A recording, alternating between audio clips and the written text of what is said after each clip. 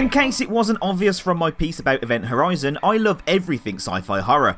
So back in 2007 when EA announced they were working on a sci-fi horror game called Dead Space, I was more than a little excited.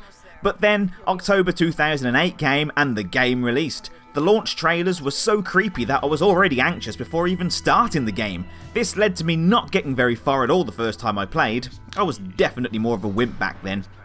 The story is set in the year 2058 and follows Isaac Clarke, a ship systems engineer who is sent to the USG Ishimura to investigate a distress signal. But in true horror game fashion, your ship crashes onto the Ishimura, leaving no way of escaping. Your only option? Explore more of the ship to find out what happened and hopefully a way back home. Things quickly escalate and the team are attacked by Necromorphs, who are reanimated corpses of the Ishimura's crew, all twisted and grotesque. You later learn that the Ishimura was performing an illegal mining operation to uncover an alien marker. This marker led to an alien virus that was responsible for the devastation that happened on board, so Isaac makes it his new mission to destroy it.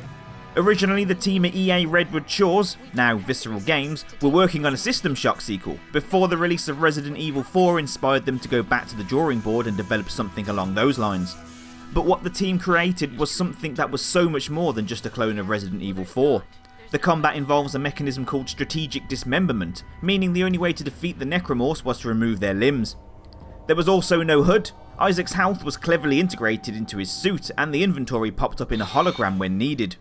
Dead Space was a critical success and a franchise was born. There were anime films, a prequel game on the Wii, a comic book series and 2 more sequels. Dead Space 2 was another great game that built upon what the first game had created, and then entered Dead Space 3. Unfortunately, by this point the game had fallen into the action game trap and lost what the whole concept of Dead Space was. This led to poor sales, Visceral being moved to work on Battlefield Hardline and Dead Space 4 being cancelled. I still hold some hope that the franchise can return to its roots someday, and maybe with its 10-year anniversary coming up next year, you just never know.